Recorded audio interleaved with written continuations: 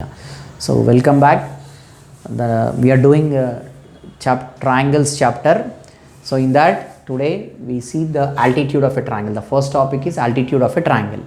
So what is an altitude? Altitude is nothing but a height of a triangle. So how it is defined? The length of a line segment drawn from the vertex to its opposite side and is perpendicular to the base is called altitude or height of a triangle. See, that means suppose we will draw one triangle. ABC is a triangle. Now what is a altitude? The line segment drawn from a vertex to its opposite side. Now suppose I am taking a vertex called A. So what is the side opposite to vertex A? Side opposite to vertex A is BC. So draw one line segment such that it touches BC at some point called D. So this AD is the altitude. Remember, altitude is always perpendicular to the base. Perpendicular means 90 degrees. Altitude is always perpendicular to the base. Now suppose if A is a vertex, the side opposite to this vertex is BC. So we draw a line from A to BC. So we get AD as an altitude. Now from B, draw one more line to the opposite side AC. See that it is perpendicular. Then we say this BE is also an altitude of the triangle ABC, right? Similarly, we can get one more altitude from vertex C, which is drawn to its opposite side AB and F. So here AD is an altitude, AD is an altitude, BE is altitude and CF is also an altitude. So altitude is always perpendicular to the base. Now, so we see one more triangle.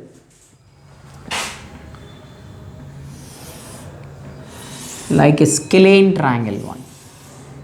Okay, suppose you represent this as PQR. So here how to consider an altitude?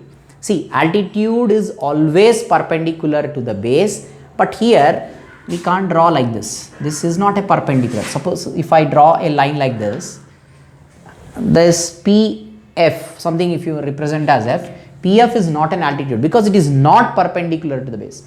In this case, what we do is we need a perpendicular line. So what we do is we extend this Q and from P you draw one perpendicular line, right, and put it as some F. So this PF is the perpendicular line which is drawn from vertex P to the opposite side QR. Now we say this PF is the altitude of the triangle PQR. So remember, altitude is always perpendicular to the base. No doubt. Okay, the next topic, medians of a triangle. See, what is a median of a triangle? A line segment joining a vertex and the midpoint of its opposite side is called the median. See, so we draw one triangle ABC. So A, B, C. So the median of a triangle is defined as a line segment joining a vertex and its midpoint. Suppose this D is the midpoint of BC. Here midpoint is nothing but, see, suppose if BC is 8 centimeters, assume if BC is 8 centimeters and we are saying this D as a midpoint, then BD length will be half of 8, that is 4 centimeters, and DC is also the same, half of 8, 4 centimeters. Then we say the D is a midpoint. Now suppose if D is a midpoint of BC and A is the vertex opposite to side BC, the line joining these 2 points is the median of the triangle. Remember, median may not be perpendicular always. Median is not perpendicular. Okay, in some cases it may be perpendicular, but median it's not compulsory that it is perpendicular, but altitude is compulsory, it should be perpendicular. Okay, so here AD is the median. So after the median, the next one we have the medians of a triangle are concurrent. So what do you mean by concurrent? Concurrent means, suppose you have a point, through this point more than two lines, two or more than two lines passes through a same point, then we say the lines are concurrent. So here the medians of a triangle are concurrent. Medians of a triangle are concurrent means, see, AD is the median. Now I will draw one more median from C to the opposite side. Say this is one median. One more median also I will draw from the vertex B to this. Okay, so this is E and F.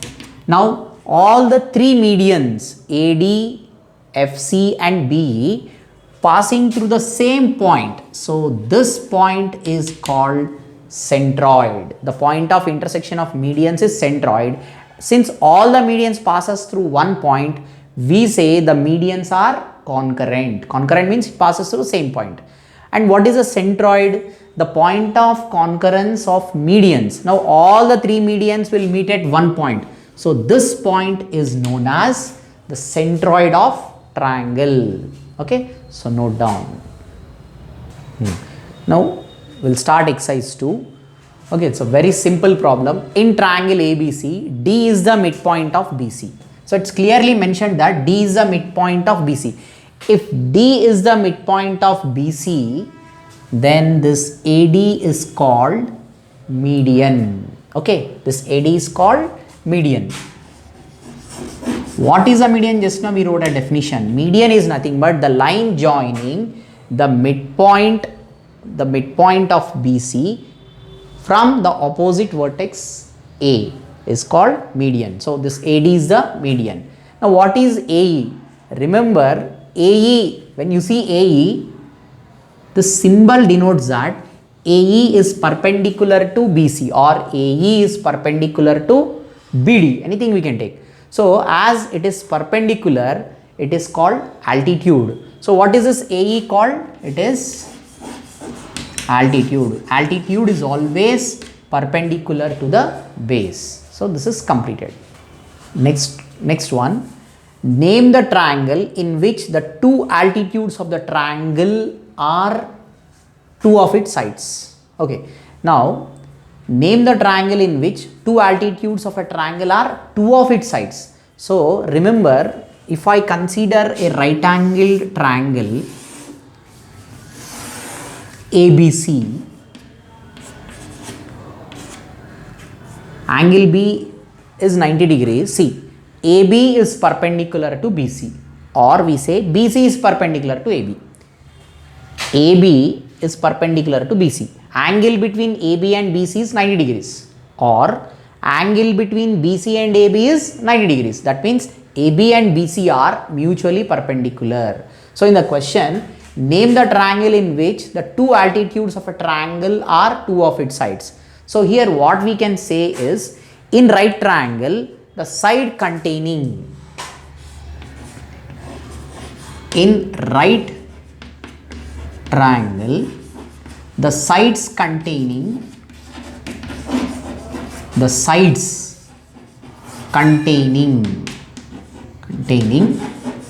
right angles, the sides containing right angles are the altitudes of a triangle. So here, what are the two altitudes we have in triangle ABC? The two altitudes are AB and AC are the two altitudes, and also these altitudes are the sides of a triangle. It's completed. Okay, so next one. Here the question is, does a median always lie in the interior of the triangle? So yes, the median always lies in the interior of a triangle, because see, the answer is yes. See, answer for the third one is yes. The reason is, you draw a triangle. So what is the definition of a median? Suppose if ABC is a triangle, median is the line joining from the from vertex to its opposite side, and when we join to the opposite side, we join to the midpoint of its opposite side, then we say AD is a median. So median always lies in the interior. So answer is yes. And the fourth one is, does an altitude always lie in the interior of a triangle? No. Altitude may also lie exterior. So the answer is no. Because see, suppose we take one scalene triangle. Now in this case, the altitude we can't draw inside a triangle. In this case, we need to extend the triangle and we need to draw the altitude. Remember, altitude is always perpendicular to the base. So this is the altitude of triangle PQR, right? So we mentioned the altitude as F. So PF is the altitude of triangle PQR. So does altitude always lie in the interior? No. Sometimes it lies exterior also. So the answer for this is no. The next one is, write the side opposite to the vertex Y in XYZ. So what you do is, fifth one. So we draw one normal triangle and put it as X, Y, Z. Now the question is, write the side opposite to vertex Y. So this is vertex Y, opposite to vertex Y. What is the side we have? It is XZ. So answer is XZ. Right. So now we'll do the second one, fifth bit second one. This is the fifth bit first one, and the fifth bit second one is, write the angle opposite to the side PQ in triangle PQR. So first we draw a triangle PQR. So what is the question? Write the angle opposite to the side PQ. Now this is side PQ. The angle opposite to the side PQ is R. So answer is angle R. See, write the angle opposite to the side PQ. Now this is side PQ. Opposite to side PQ, the angle is nothing but R. So we write it as angle R. So now the third one, write the vertex opposite to the side AC. So third one, first we draw a triangle called ABC. Okay, ABC is a triangle. Write the vertex opposite to the side AC. Now this is side AC. So what is the vertex to the side opposite to side AC? Vertex is B. So the answer is, what is the vertex? Vertex is nothing but B. Okay, so this is completed.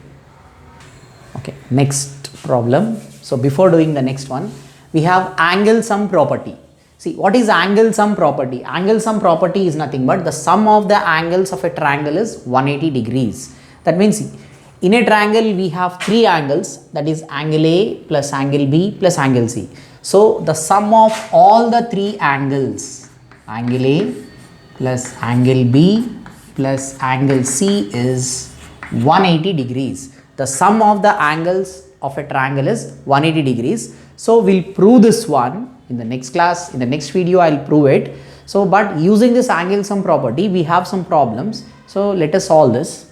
Okay, now find the value of unknown x in the following triangles. So here we have angle A plus angle B plus angle C. So what are the angles we have? It is x, 50 and 60. So sum of these three angles, I'll add and I'll equate to 180. If I equate this to 180, I'll get this unknown angle x. So x degrees plus 50 degrees plus 60.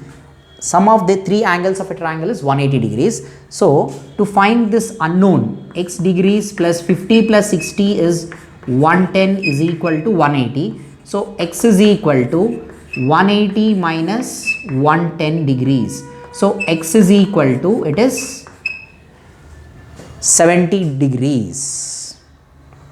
Okay, this is over. Now the next one, we have a right angle triangle. In this, the unknown is x. The symbol itself denotes that it is 90 degrees. So sum of the angles is 180 degrees. So that is, we can write like this: angle P is 90 degrees, angle R is x degrees, and angle Q is 30 degrees is equal to 180 degrees. So 90, see, first we write this x as it is. 90 plus 30 will be 120 degrees is equal to 180 degrees. So what is x degrees is equal to? It is 180 minus 120. So x will be 60 degrees. Okay, this is completed. Now we'll go to the third one. So here also the unknown is x. 30 plus 110 plus x is equal to 180 degrees. So 30 degrees plus 110 degrees plus x degrees is equal to 180 degrees.